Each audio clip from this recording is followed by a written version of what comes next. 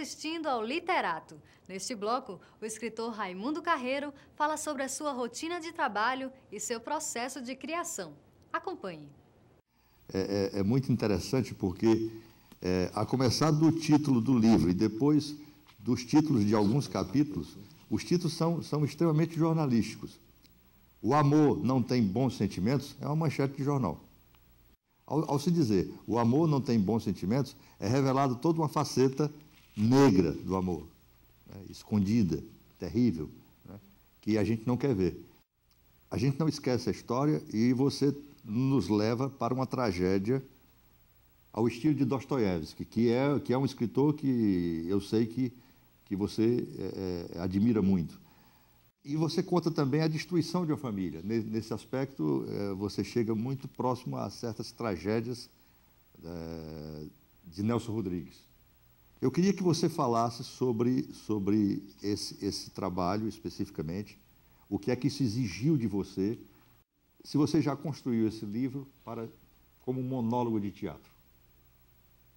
Eu acabei de dizer que a minha formação é teatral. Eu fui criado lendo muito teatro, muito teatro. Eu adorava teatro e fiz teatro. Né? Só para chegar mais próximo, recentemente eu peguei esse livro, transformei num monólogo e eu fui para o palco fazer. Esperei que ninguém fizesse. Eu fiz no palco. Porque uma das coisas que talvez seja a minha boa qualidade é a ousadia. Os meus livros são muito densos. E eu já tive muita preocupação com isso e cheguei a escrever um livro chamado Viagem no Vento da Baleia, que é um romance longo, de mais de 200 páginas, que eu reivindiquei sair um pouco desse emaranhado psicológico. Mas não tenho muitas facilidades para isso. Então, a partir do momento que eu descobri que podia ser assim, eu procurei atingir o máximo das qualidades que o escritor pode fazer. Então, veja bem, Dostoiévski é o centro da minha formação. E eu, quando comecei a ler Dostoiévski, eu tinha 17, 18 anos. Foi marcante. Mas tem outro autor importante, que chama-se Faulkner, William Faulkner, cuja família eu conheço e me dou bem. Mas, veja bem, é outro autor que me carrega para o fundo do espírito humano. Eu vou dizer uma coisa que vai ser contra mim, mas vai ser também a meu favor. Quando eu descobri que eu tinha um personagem esquisito, de uma crueldade, mas de um lirismo espetacular, eu comecei a dizer assim, assim é que eu crio. Como é que você faz? Se fosse com você, como é que você fazia? Então, se tem uma menina sendo estuprada, se fosse Raimundo Carreiro, como é que Raimundo Carreiro fazia? E aí começa uma luta entre Raimundo Carreiro e meu personagem. Nessa luta cria tensão na novelística. Essa foi uma técnica que eu inventei para a minha própria criação tornar-se densa, dramática. Entendeu? Mas aí eu escrevi Dolores, que vem de outro romance meu, chamado Bassan Agreste, silenciosa, porque eu achava que minha mãe era silenciosa. E minhas irmãs diziam, não, mamãe era risonha, mamãe me ligava o tempo todo. Resultado, eu trabalhei minha mãe como se fosse meu pai. Meu pai era silencioso. Meu pai era profundamente silencioso. Tanto que eu escrevi um romance, que eu tenho uma parte dedicada a esse silêncio de papai. E Dolores com dor também tem uma associação? Dolores com dor, sim, porque como Dolores nasce, na verdade, Dolores nasce na minha família literária, ela nasce em Bassan Agreste. E ela, no romance, é acusada de matar o marido. Não é? E ela tem uma característica muito forte. Ela não fala. Isso. Ela só fala o essencial. Não é? Ela tem uma moral, um questionamento ético tão profundo, que ela uma vez chegou em casa e um ladrão ia saindo com um televisor. Ela simplesmente disse, deixa aí. E ele deixou. Porque a fala dela é de uma força, de uma determinação tão grande, que era impossível que alguém não obedecesse. E as pessoas se sentiam bem, apesar de ela não retribuir a simpatia. Ela não retribuía a ninguém por nada. E nem falava. Uma vez, Biba, garotinha, 5 ou 6 anos, que é a outra personagem, pergunta a ela, a senhora não fala? A resposta, crua e seca, nem penso. acabou. Você falou dessa família literária, ao falar dessa família literária, realmente, vários personagens que estão aqui nesse livro nos deixam perceber uma história anterior, uma vida anterior que não está toda contida aqui. Jeremias também tem uma vida anterior, o Jeremias que tem um papel assim, fugidio, escuso. Porque o romance começa com uma distorção incrível. Na verdade, Mateus é filho de Dolores, que é a mãe, mas com outro filho. Jeremias, a relação de Jeremias, que é filho de Dolores, a relação sexual dos dois gerou Mateus. Mas assim, Jeremias é um cínico, fundador de uma igreja evangélica, que é chamada Os Soldados da Pátria por Cristo. Ele trabalha com dois elementos da formação social brasileira, que são os soldados, o militarismo, e Cristo, que é a religião.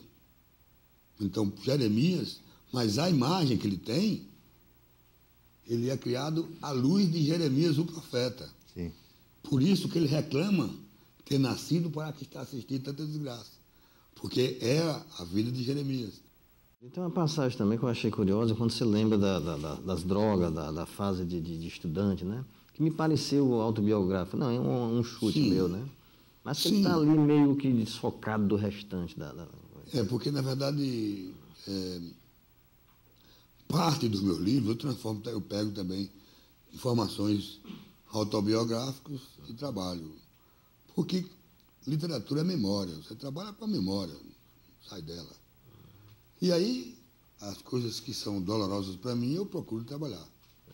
Mas está presente a minha vida do conjunto musical, que eu toquei muito tempo. Né? Tocava festa, tocava... A única coisa que não existia na época, que hoje tem muito, era droga, não tinha. Não estou lamentando, não estou aqui. Mas está presente também, aqui nesse livro, essa questão da crise religiosa, do acreditar. Porque eu vou pedir licença para ler aqui um pequeno trecho. O que me impressionou nesse livro é a densidade desse drama e não haver expiação. Não haver... o personagem foge dessa culpa os outros, culpa Dolores, culpa qualquer outra pessoa, menos ele. Ele não tem nada a ver com aquilo. Ele foi usado para isso. O máximo que ele diz é assim, eu fui levado a isso. Ela me fez pensar esse pensamento, né? Mas tem um trecho que é o único trecho do livro onde há uma reflexão, digamos assim, da culpa religiosa, da culpa ocidental cristã, né? Agora meu corpo não é meu, minha alma não é minha, meus pensamentos não são meus. O que é que estou fazendo no mundo? Me diga mesmo. Só penso em me livrar de tudo. Mas se me livro do corpo, e me livro da alma, e me livro dos meus pensamentos, como é que eu fico? Já pensei nisso também, não encontro solução. Acho que na igreja ouvi o padre Vieira dizer algo que me entusiasmou. O meu corpo é de Deus, minha alma é de Deus. Meus pensamentos são de Deus. Então, assim fica melhor. Já não me pertencem, não são meus. São cinza, semelhante à biba, que agora vai se transformar em cinza. Padre Vieira dizia, naquele tom de voz que inquietava e fazia tremer, tu és pó, e ao pó voltarás. A minha alma carreguei-a até aqui, desde a infância. Como vai ser agora? Sinto falta da nostalgia de minha alma. Esse mergulho quase metafísico aqui, essa reflexão sobre a alma, é o único momento aqui no livro em que a gente nota essa conexão. É como se você passasse esse recado da sua formação religiosa. É um momento que pergunta, você vai entregar para Deus a responsabilidade do que você fez? É verdade. É isso? É verdade. Que é uma questão muito grave na igreja e muito grave no homem. É a única verdade assim, absoluta que a igreja tem. Tem muitas verdades. É tanto que Padre Vieira é a metáfora do famoso Padre Antônio Vieira. Certo. Né? E essa é uma verdade absoluta. Ele começa o Sermão das Cinzas, ou seja, o sermão da quarta-feira, depois do Carnaval, exatamente dizendo assim, a igreja tem uma verdade que nenhuma ciência pode desmentir. Não há nenhuma chance que o homem possa investir contra essa verdade. Tu és pó e ao pó voltará. Em qualquer momento da ciência, essa é a verdade absoluta, não há chance. E isso me dói muito. Não é?